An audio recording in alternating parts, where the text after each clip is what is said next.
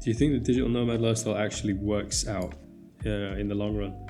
Because you've got like people going to, let's say you go to Asia, let's say you're not from Asia and you travel and work there because you've idolized the life that you think you'll have there and the types of people that you'll meet and all that stuff, and then you go, you have that honeymoon period. Yeah. You work for a while and then it wears off. Yeah. Or like I'll say that's in, let's say a cheaper part of Asia, or you go somewhere like Singapore, like you said, where again you'll still have that honeymoon period, but you'll probably be able to stay there for less time because it'll be more expensive. Mm-hmm. Yeah. So I guess the question is, do you think do you think it's sustainable? So that was actually going to be my topic. I wanted to talk about how it's not good to be a digital nomad. It's not. I don't think it's good for your sort of, even your mental health, I would say. So first of all, it's a fairy tale. Like this is like chasing honeymoon periods, like over and over and over. But in doing so, you never actually build. First of all, you never build meaningful relationships, because if you want to continue that lifestyle, you need to keep moving and going to new and more exotic places, or just places you've never been before. So you don't. It's probably, I don't have experience, but I think it's probably very difficult to have a serious romantic relationship. It's probably very difficult to build friendships, like long-lasting friendships. I personally had that, like the friendship issue for 3 years in China. Like all of the people that I met were sort of passing through my company, and you think you're making like really good friends, and eventually you never hear from those people ever again once they move to not even another country, like a different city or something. Yeah. So I don't think it's sustainable, and I think it's a young man's game, to be honest, because when you're like in your early 20s, let's say, and you have like fire in your blood and you're all like thirsty to explore new worlds and lifestyles and things like that, and maybe you're single, maybe you want to have multiple partners, things like that. The Viking, basically. Essentially. Yeah. So for that, I think it's great. I think people should do it when they're young, get it out of their system, have a lot of worthwhile experiences, but eventually just people are built to form meaningful relationships, and they are built to I think like start a family and have sort of a home in one way or another. It doesn't have to be like your own house, or it just needs to be like a place where you feel like you belong, and you can still travel and stuff, but the nomadic lifestyle, I think, is very romanticized, and the reality of it is likely not that glamorous. Well, I mean, we obviously know you pretty well, and I'd say that as a trait, you value security quite highly as a person. Do you think that? Yes, but even if I was like a wild child and like I gambled all my money on crypto and shit, I think for most people, for the majority of people, just biologically, it's you need some sort of psychological continuum of where you are, where you belong, who your friends are, who your romantic partners are, and you need to have some sort of link to a place or a community. It doesn't have to be a specific town,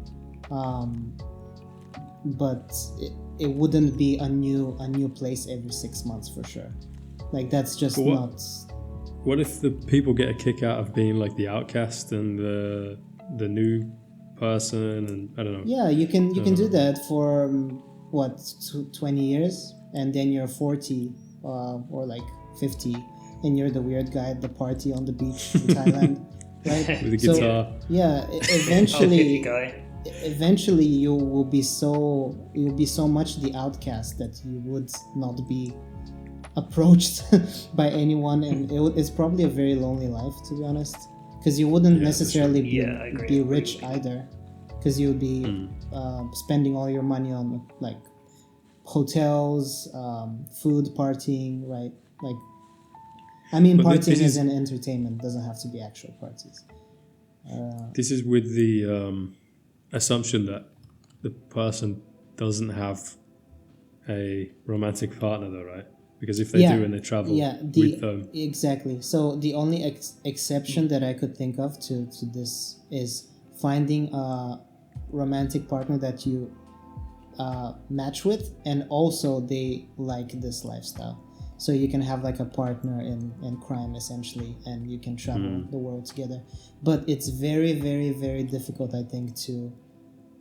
people like to think that they can lead this lifestyle, but I don't think it's that easy for a lot of people.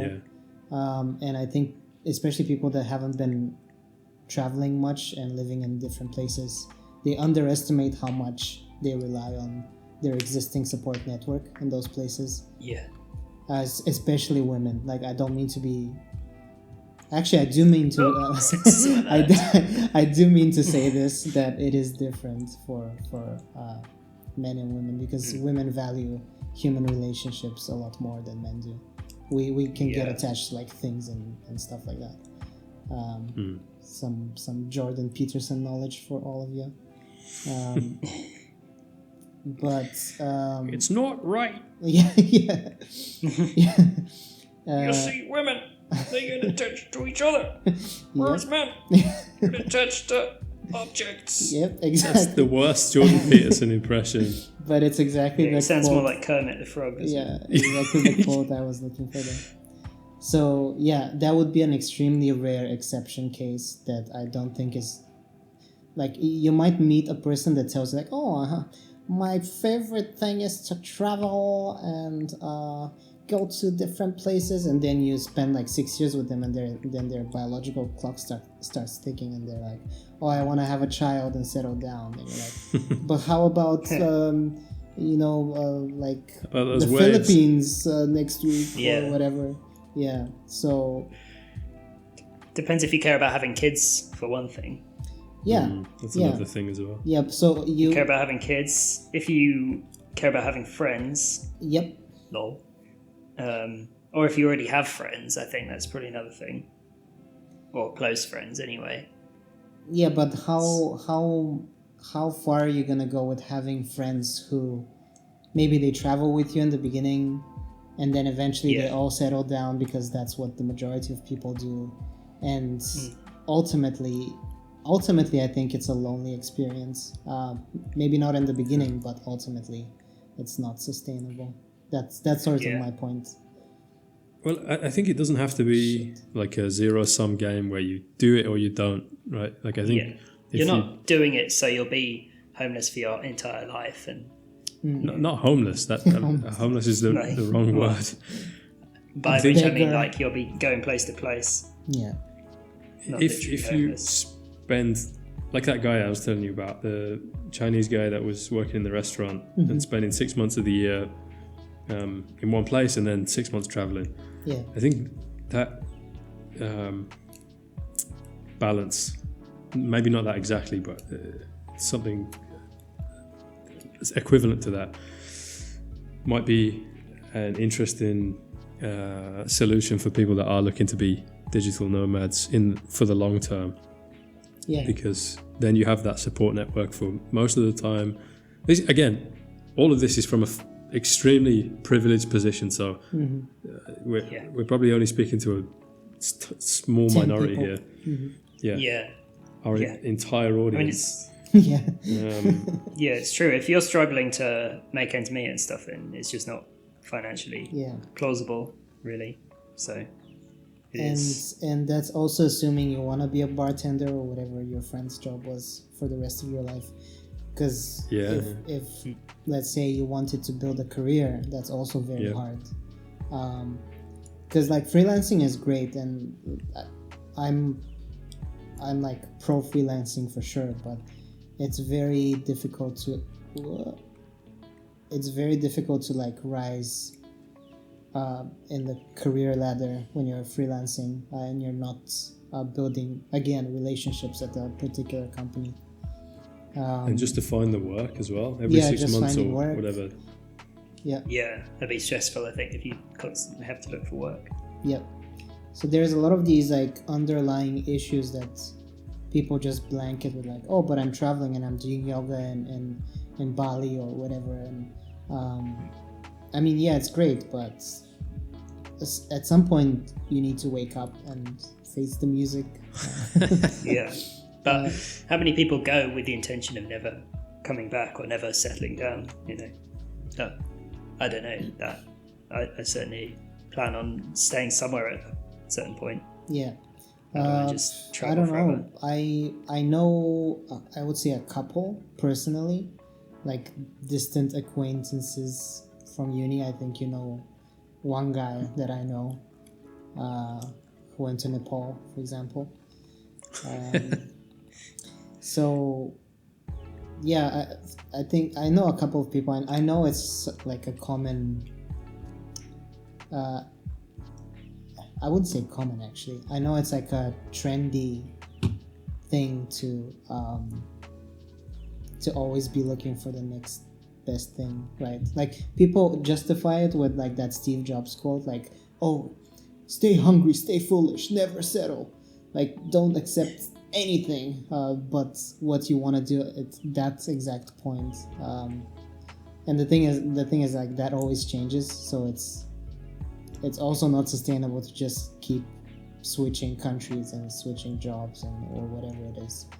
So at some point like people are gonna start looking at you like, why have you had like 10 jobs in the last 3 years?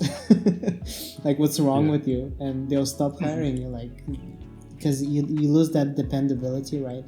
Because people want to know like, oh, okay, this guy is at least in my general area where I live, so I can depend on him to be his friend or to be his employer.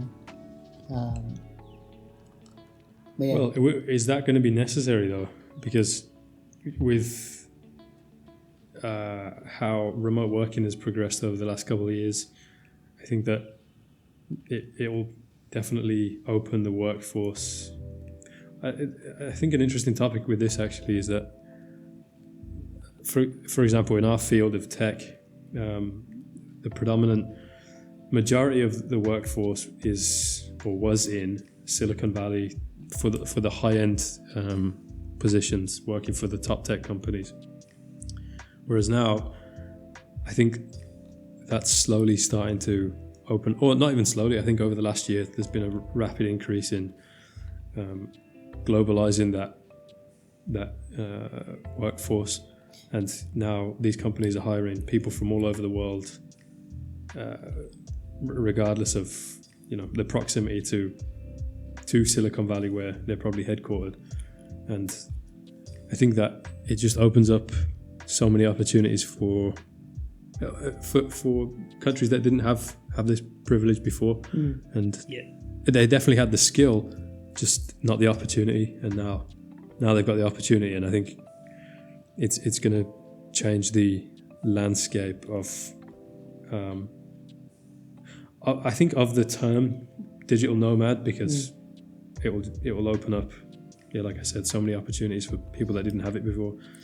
And you might start seeing those people that were from doing the opposite of what we did, like what we would do, of being from the West and going to the East.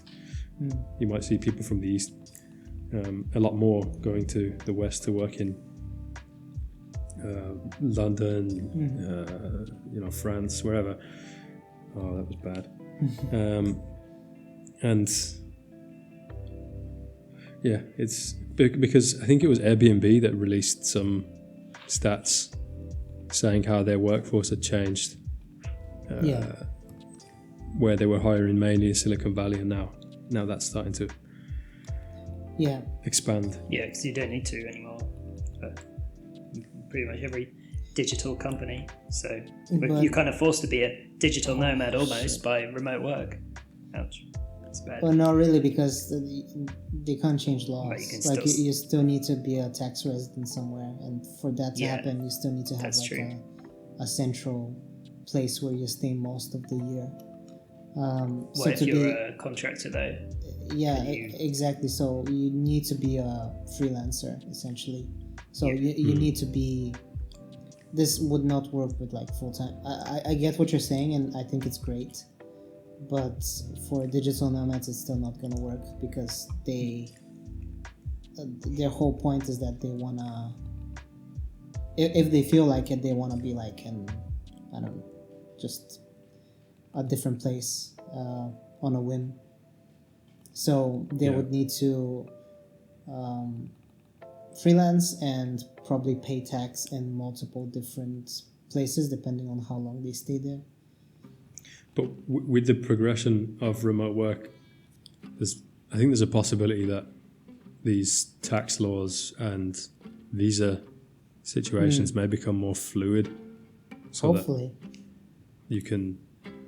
I have no idea how it will change or how it will work, but I'd imagine it would be a lot easier in the next 5 years to travel between countries and work there. Hopefully. There's lots of countries in Europe doing this at the moment, like Portugal, Hungary, are introducing digital nomad visas Oh, nice. because they Just want. like Malta. Oh yeah, Otherwise, That's I'd only right. be able to stay for 3 months. that's right. You're an immigrant. Yeah. Yeah, how the tables have turned, Dave. Yeah. Who's the immigrant Now. now? Yeah. Yeah. It's ironic. Yeah. I hope it keeps going in this direction. I really hope that the boomers at the top don't try to lobby against this, because They will. Yeah. it's beneficial for literally everyone. Yeah. No, we can't micromanage people so Yeah. easily. Yeah, exactly. Change. No. Yeah. Yeah. It's, It's so yeah. Ollie, your topic was